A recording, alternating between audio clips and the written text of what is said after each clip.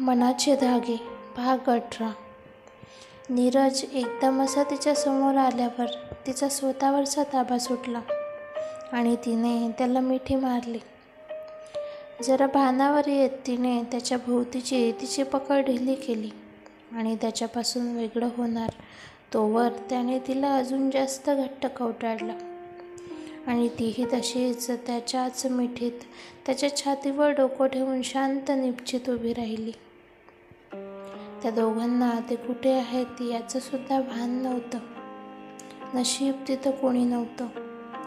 आता ते दोघं एकमेकांना मोकळं करून तिथे जवळच असणाऱ्या बाकावर बसतात. वीणा लाजून लालबुंद झाली होती. त्याने उठून तिला पाणी दिलं. तिने तो पाण्याचा ग्लास ढसाढसा पिला. त्याला खरं तर रागातच विचारायचं होतं, पण त्याचा राग तिला बघता क्षणी नाहीसा झाला होता आणि त्याने तिला विचारलं, मोबाईल स्विच ऑफ आहे का तुझा? तिने एवढंसं तोंड करत मानेने होकार दिला. चार्जिंग संपली असं उत्तर दिलं. तो काही तास तिच्या समोर नव्हता तर ती अगदी बेचैन झाली होती. आता तिच्या मनामध्ये कोणताच डाऊट शिल्लक नव्हता. तिला हे पुरेपूर पटलं होतं की तीही नीरजवर खूप प्रेम करते आणि आता वेळ होती ती त्याला प्रेमाची कबुली द्यायची. वीणा आता इतकी लाजत होती की तिच्या तोंडातून शब्द फुटत नव्हते. तिचा चेहरा बघून त्याला तिच्या मनाची घालमेल समजत होती. त्याने थोडा वेळ तिच्याकडे बघितलं. तिची नजर अजूनही खालीच होती आणि तिच्या गालावर लालीसुद्धा कायम होती. तो जरा गालात हसला आणि त्याने हळूच त्याचा हात तिच्या हातावर ठेवला. त्याच्या हाताच्या स्पर्शाने ती भेदरली आणि त्याच्याकडे बघू लागली. त्याच्या डोळ्यामध्ये फक्त प्रेम दिसत होतं. ते दोघे तसेच एकमेकांच्या डोळ्यांमध्ये गुंतून गेले होते. हळूहळू त्या दोघांच्या चेहऱ्यातील अंतर कमी कमी होऊ लागलं आणि एकदाचे त्या दोघांचे ओठ एकमेकांना स्पर्श करू लागलेत. ते एकमेकांमध्ये इतके गुंतून गेले होते की त्या दोघांना काळ वेळ कसलंच भान नव्हतं. तोवर त्याच्या कानावर वीणा वीणा असा आवाज आला. ते दचकून भानावर आलेत. वीणा तर कावरीबावरी होऊन इकडं तिकडं बघू लागली. ती ताडकन उठून उभी राहिली आणि लाजतच स्वतःला मनामध्ये म्हणू लागली, अरे देवा, मी हे काय केलं? आणि तिथून नीरजकडे न बघताच बाहेर पडत सुटली. समोरून निशा तिचा लेहंगा सांभाळत चालत येत होती. वीणाला बघून निशाने लांबूनच, अगं झालं फोटोशूट, जायचंय आपल्याला, मला चालता येत नाही आहे जास्त, चल ये लवकर, म्हणून निशा माघारी फिरली. वीणा मनामध्ये म्हणाली, बरं झालं निशाला ह्या हेवी कॉस्ट्यूममुळे चालता येत नव्हतं, नाहीतर आज माझं काही खरं नव्हतं. ती निशाच्या मागं येतच होती तोवर करणने तिला आवाज देऊन नीरजलाही बोलव म्हणून सांगितलं. आता तिला नीरजच्या समोरसुद्धा जायची लाज वाटत होती आणि त्याला बोलवणार कशी हा भला मोठा प्रश्न तिच्या समोर पडला होता. तिला तिथेच विचार करत उभं राहिलेलं बघून करण म्हणाला, काय झालं, बोलवतेस ना की मी जाऊ? नाही नाही, बोलवते मी, एवढं सांगून वीणा नीरजच्या दिशेने जाऊ लागली. आतमधून नीरज हा सर्व संवाद ऐकत होता, पण वीणा त्याला बोलवायला येणार म्हटल्यावर तो मुद्दाम आतमध्येच थांबला होता. वीणाला येताना बघून तो दरवाजाच्या मागे लपला. तिने दरवाजाच्या बाहेरूनच आवाज दिला, फोटोशूट झालंय, आपल्याला घरी जायचंय, तुम्हाला बोलवलंय. आणि 2 मिनिट त्याच्या उत्तराची वाट बघत तिथंच उभी राहिली, पण आतमधून त्याचं उत्तर आलं नाही. तिने त्याला परत आवाज दिला, नीरज सर. 2-3 वेळा आवाज देऊनही आतमधून आवाज न आल्यामुळे ती रूममध्ये गेली.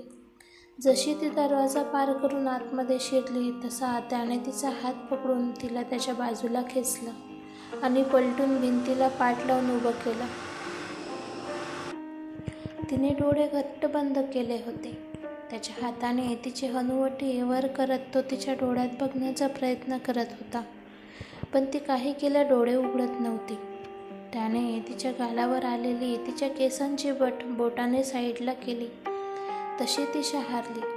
त्याने तिचा चेहरा दोन्ही हातांमध्ये पकडून हाताचा अंगठा तिच्या ओठांवर फिरवत तो म्हणाला, आजपर्यंत मला कधीच स्ट्रॉबेरी आवडली नाही, पण आजपासून माझं फेवरेट फ्रूट आहे स्ट्रॉबेरी.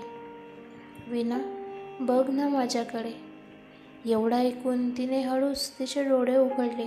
तो पुढे बोलत तिला म्हणाला, तसं तुझं उत्तर मला समजलंय, पण तरीही मला तुझ्या तोंडून ऐकायचंय. प्लीज बोल ना. ती परत खाली मान घालून बघायला लागली आणि खाली बघूनच ती बोलायला लागली. मला सुद्धा. ती पॉज घेत घेत बोलत होती आणि नीरज आतुरतेने तिचं वाक्य पूर्ण व्हायची वाट बघत होता. ती पुढे बोलणार तोवरच बाहेरून आवाज आला, दादा. वीणा. तशी वीणा घाबरून नीरजला साईडला ढकलत बाहेर जायचा प्रयत्न करू लागली, पण त्याची पकड घट्ट होती. तो तिला म्हणाला, आधी बोल तरच तुला सोडेल. अहो काय करताय, करण येईल. प्लीज सोडा ना, प्लीज प्लीज. ओके सोडतो. एवढं म्हणून तो बाजूला झाला. वीणा बाहेर जाऊ लागली. तोवर तिचे डोळे एकदम मोठे झालेत. ती अचानक अशी का घाबरली म्हणून नीरजसुद्धा त्या दिशेला बघू लागला, तर करण समोर उभा राहून त्या दोघांनाच बघत होता आणि तो सुद्धा आश्चर्यचकित झाला होता. नीरजला समजलं की ती घाबरली आहे. तो डोळ्यांनीच वीणाला इशारा करत तिला बाहेर जायला सांगतो. ती लगेच तिथून बाहेर जाते. ती गेल्या गेल्या करण नीरजजवळ येतो आणि त्याला म्हणतो, दादा, हे काय होतं? नीरज त्याला सांगतो, कारण मला वीणा खूप आवडते आणि मी खूप प्रेमही करतो तिच्यावर. आणि ती पण करते का? करणने विचारलं. हो, तसं तिच्या वागण्या बोलण्यातून दिसतच आहे, पण अजून तिने कन्फेस नाही केलं. ती बोलणारच होती तोवर तू आलास. अरे देवा, म्हणजे मी खूप मोठी चूक केली तर? नीरज करणच्या खांद्यावर हात ठेवत त्याला म्हणाला. डोंट वरी ब्रो, एवढे दिवस वाट बघितली, अजून काही दिवस वाट बघेल. त्याच्या बोलण्याचा अंदाज बघून करण आश्चर्यचकित होऊन म्हणाला, दादा, तू एका सच्च्या आशिकसारखा बोलायला लागलास बघ. I am really happy for both of you. तुम्ही दोघे पण जगावेगळे आहात. चल लवकर, मला ही गुड न्यूज निशाला सांगायची आहे. नीरज करणचा हात पकडून त्याला थांबवत म्हणाला, नाही, अजून तरी निशाला काहीच सांगू नको. निशा आणि वीणाची खूप घट्ट मैत्री आहे. तिला ही गोष्ट वीणाकडूनच समजलेली बरी राहील. हो, हे पण बरोबर आहे, म्हणत करण आणि नीरज गाडीच्या दिशेने निघतात. नीरज करणला म्हणतो, तुला माझं एक काम करावं लागेल. असं काहीतरी कर की वीणा घरी माझ्या गाडीतून जाईल.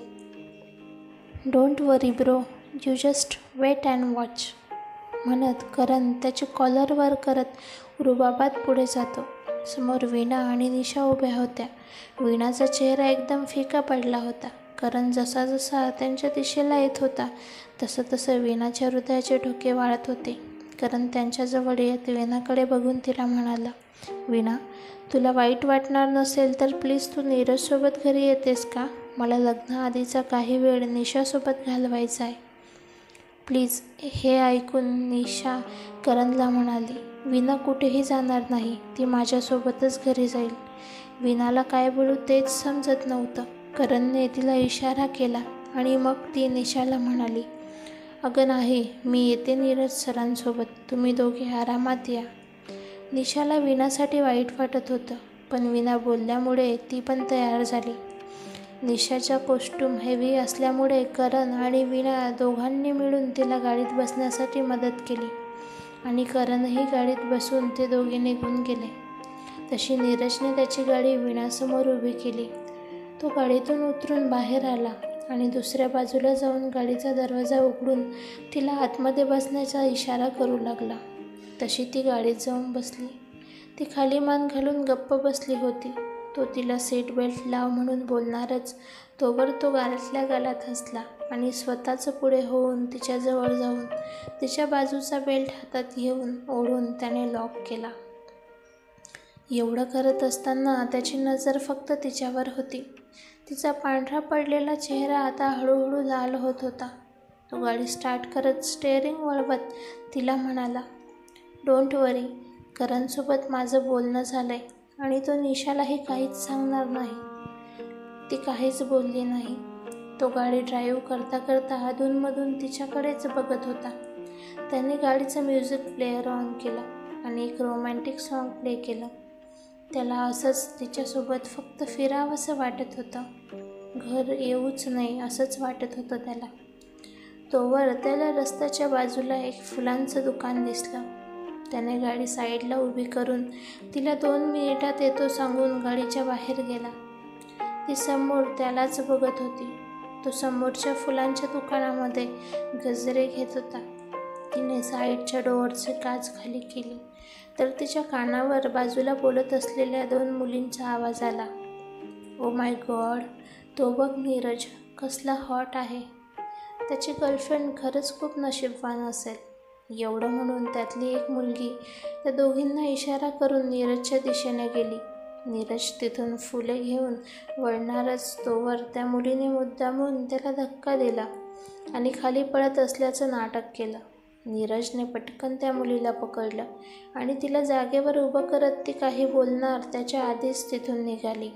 ते बघून वीणाला खूप जलस फील झालं, पण नीरजने त्या मुलीकडे बघितलंसुद्धा नाही. या गोष्टीचा तिला जरा समाधान वाटलं, पण तिच्या चेहऱ्यावर जलसी स्पष्टपणे दिसत होती. नीरज गाडीत बसल्या बसल्या ती त्याला म्हणाली. नाटक करत होती ती, काही गरज नव्हती तिला पकडायची. नीरज 2 मिनिट शांत झाला. त्याला वीणा काय बोलते काहीच समजले नाही. नंतर त्याला थोड्या वेळाआधीचा तो सीन आठवला आणि त्याने वीणाचा चेहरा बघितला. तिच्या चेहऱ्यावर 12 वाजलेले होते. तिला तसं बघून त्याला जोरात हसू आलं. त्याला हसताना बघून तिचा चेहरा अजूनच फुगला. तिला तसं बघून तो स्वतःचं हसू आवरत तिला म्हणाला, ओके बाबा, सॉरी. बाय द वे, तुला जलस फील होत आहे का? नाही तर मला कशाला जलस फील होईल. मी आपलं सहजच बोलली. तो हलकासा गालात हसतच ओके म्हणत तिच्या पुढे मोगऱ्याच्या फुलांचा गजरा पकडतो आणि तिला म्हणतो, तयार झाल्यावर केसांमध्ये गजरा नक्की लाव. तुझं सौंदर्य अजूनच फुलून दिसतं यात. तिने लाजतच त्याच्या हातून तो गजरा घेतला आणि तिच्या पर्समध्ये टाकला. थोड्याच वेळात ते घरी जाऊन पोहोचलेत. नीरज आणि वीणाची पुढील स्टोरी बघूया पुढच्या भागामध्ये.